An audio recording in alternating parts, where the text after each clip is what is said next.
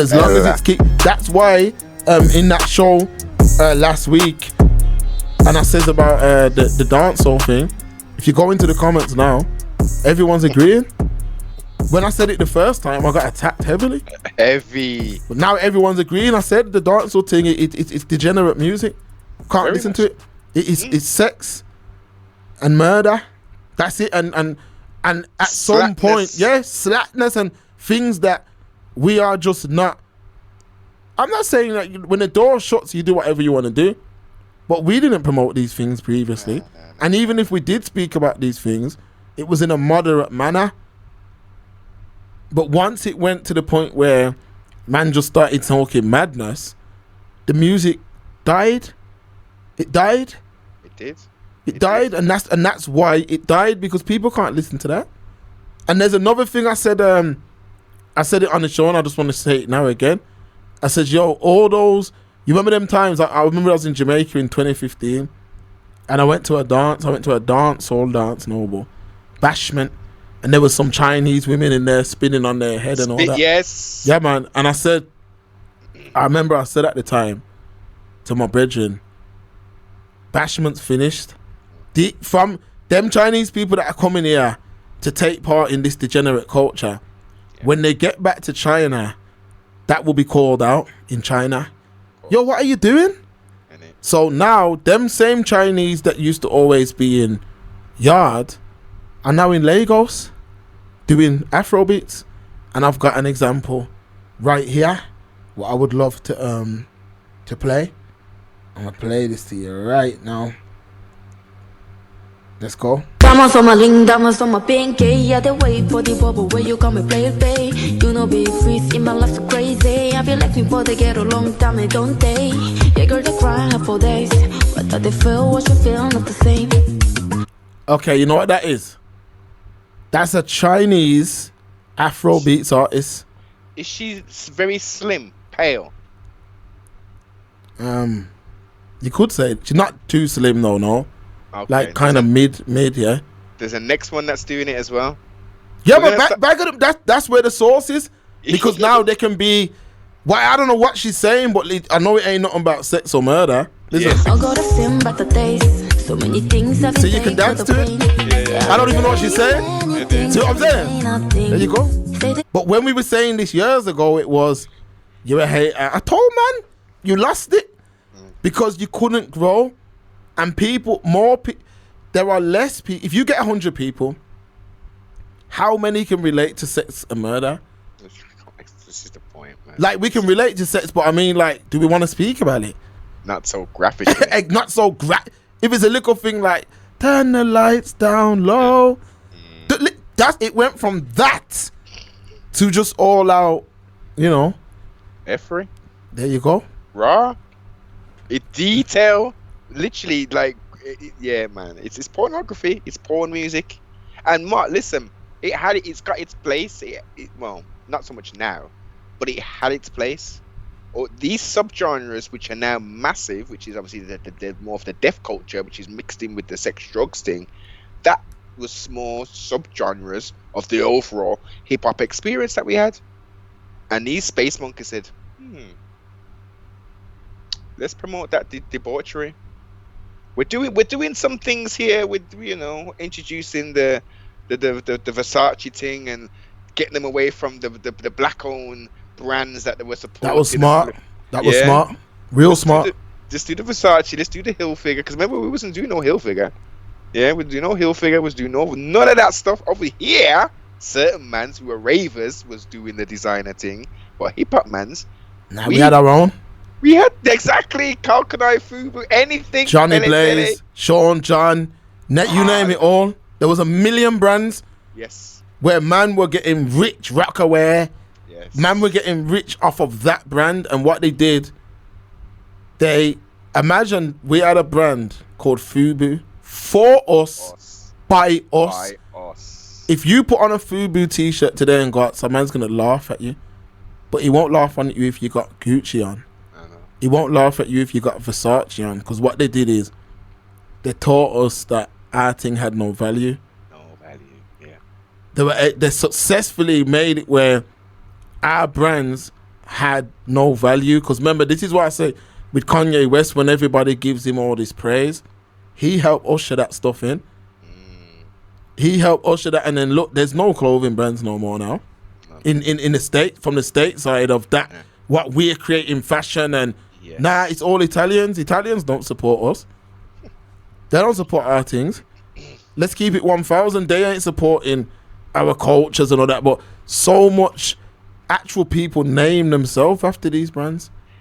The Louis Vuitton Don, Gucci man. Tattoo that stuff on their skin. Yeah, man. Yeah, man. These man worshipped these brands. Worshipped them to the point that these brands were literally meant everything to them. Like you said, they tattoo it. Whole songs. Versace, Versace, Versace, Versace. Whole songs. Whole songs dedicated to these brands and completely left behind. What hip hop was made for.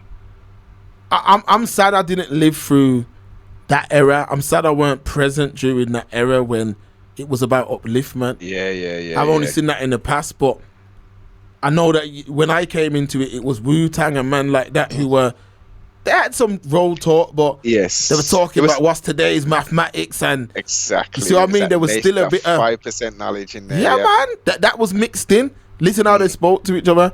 Peace, God. Word is born. All these. There was still some knowledge within. Yes. And even when man were rapping about that life, it wasn't glamorized. Nah.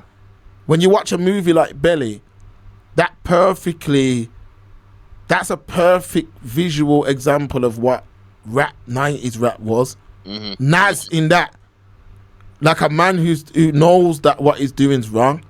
He wants better. Yes. He wants to find himself. It's gone from that now to managers. No, but I've seen one of the most disgusting stories I've seen in a while. It was a rapper from Philadelphia who made a video of himself digging up. Oh yeah, I heard about this. It doesn't end there. Digging up his ops grave. Digging, saying, yo, F my ops, F my dead ops, digging. The very next video, Noble, was him riding a bike down Philadelphia. A car's parked up. 3 shooters jump out. Execution. It's on all over X. And it's only when you see it and you're like, yo, a man even goes back. One man goes back. You know why? Because that was obviously the family or the associates of the guy he was digging up. Indeed. These men don't understand that when you put negativity out there, it's coming back. Like man was when you man are on the podcast, what could any man approach us with? Oh God. We telling what could a man approach me with? I'm telling a man, do better. Exactly. I ain't condemn. I'm saying do better. You can do better. These people are lying to you. You don't have to be a gangster. Man can't get angry over that. That's positivity. Yo, you telling me to do, I don't like how man are telling me to do better, you know. I don't like how man are telling me that I'm following. The system setting these man up to fail. Yeah. Because they made drill to the point where it was like the most views. I remember seeing a video from Chicago where a man went to a man's grave and shot the video at his grave. At his grave, there was a girl as well who put like a fake gravestone of her man and pull it. They killed her as well. This is what I'm saying. That poison is finally. It's finally coming home. The chickens are finally coming home to roost. With those rappers now, it's finally coming home. And like Mike GLC said, that culture of, like I said, because it weren't called out, and that culture of I'm running down on this man, I'm running down on that man, and that's what gets the plays. That's what gets the plays. Yeah. This is what, look how many times we've said it back in Brum, back in the day. A man will be rapping, yo, my man ain't putting in no work. My man ain't he ain't poisoning his community. Yeah. Oh, he ain't bringing violence to his community. Oh, he has to do that for you to accept him as a rapper. Get the fuck out of here, man. Please. Simple. Please, get the fuck out of here, man. He has to do that for you to accept him, for you to allow him to rap. No, He can rap about something else, but this is the culture that was created, and now we're seeing what it's doing. This is why it doesn't matter, even if we only get 10 views, we'll always call out this type of content. Come on. Always call out this type of content, because now these people are saying it. Now, they weren't saying nothing before. These men weren't saying this before. We just sounded like preachers. Now people are seeing the effects.